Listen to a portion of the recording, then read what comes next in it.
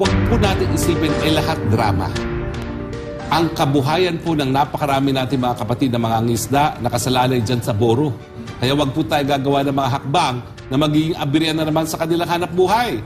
Dahil mula pong nung nagkaroon tayo ng mapayapang samahan sa China noong panahon ni Presidente Duterte, nakapangingisda na po sila. Pero siyempre, aminin natin ngayon, dahil sa desisyon ng Presidente na gusto niyang awayin ng China, talagang nagkaroon na ng banta dyan sa karapatan ng mga mangingisda. Kaya siguro sabi ng kakampi ni Ontiveros, sige, manggulo na tayo kasi anyway, hindi na magtatagal yan dahil ginugulo na ating Presidente ang relasyon natin sa panig ng Pilipinas at ang China. No?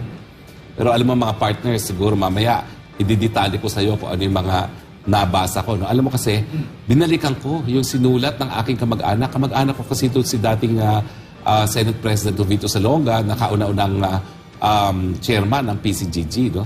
Ang teorya ko, kaya bumalentong si Presidente Marcos doon sa kanyang naunang salita sa Philippine-Chinese Friendship Society na ang China ang pinaka-importantong aliado nila ay dahil doon sa tagong yaman, na nakaw na yaman ng mga Marcoses sa Amerika.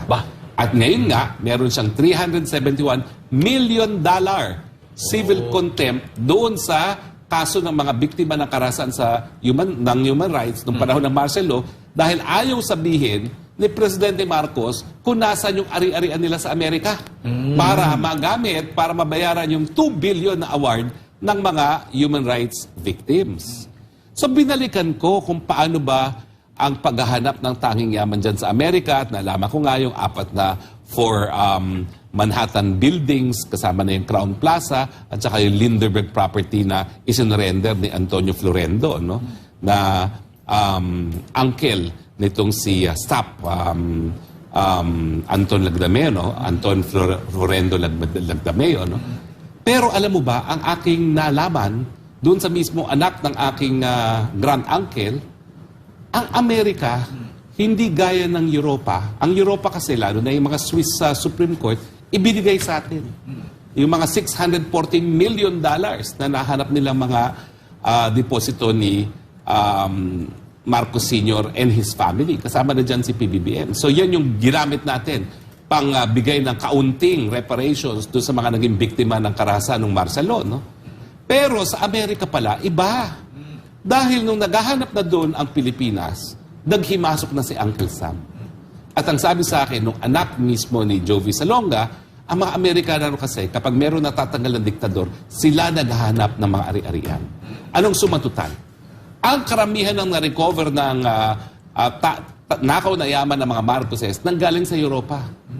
Halos wala tayong na-recover sa Amerika kasi ang mga Amerikano mismo sa pamamagitan ng DOJ at ng FBI ang naghanap at hindi nila sinabi sa atin kung ano yung mga ari-arian na nahanap nila.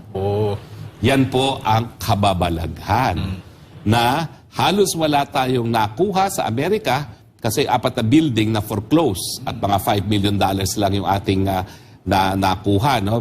Nung sinalba natin yung property at saka yung sinurrender ni Florendo. At meron din kaunting sinurrender yung mga tantoko, no? Nako, pasensya na kayo. Alam ko lahat kayo nagtatago na at kinakalimutan nyo na yung kasaysayan nyo yan. Pero bubuhayin ko po muli yan. Yan po maging advocacy ko. Nasaan ang nakaw ng yaman ng mga Marcoses sa Amerika na sa tingin ko ang kanilang kagustuhan na mabawi ito ang dahilan kung bakit bumalento ngayon ang Marcos Jr. At ngayon, kinakaladkad tayo sa isang gera na wala naman tayong kinalaman. Attorney, kung maalala ko noong panahon nga na bago pa lang umupo bilang Pangulo si PBBM at inimbitahan siya ng Amerika, nagkaroon tayo dito ng discussion na takot, di ba? Ikaw pa mismo nga yung nangunguna doon. Ako pa, ang nagsabi. Para lang talaga. Ako ng memorandum. Oo, kasi may kaso siya may kaso siya doon sa Amerika. Hindi lang kaso, civil contempt. Yes, oo. Mantakin mo, $371 million dahil ayaw niya sabihin kung nasaan yung ari-arian nila sa Amerika para mabayaran yung $2 billion na award sa mga human rights victims. Yan po yung katotohanan, ha? O yan, hindi nyo ako masusujan for libel kasi katotohanan po yan, matter of public record. Gaya ng yung mga pinagsasabi natin kay Trillanes ay matter of public record.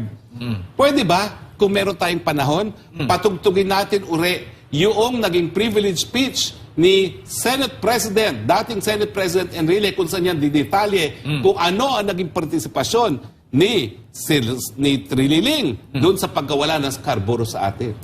Shocking talaga nung binalikan ko. Oo. Pero alam mo, 2012 to, nakalimutan na sana ng taong bayan, pwede naman loko isa para maging alkalde ng Caloocan dahil binuhay sa pamamagitan ng pagdemanda, patutugtugin po natin yan muli.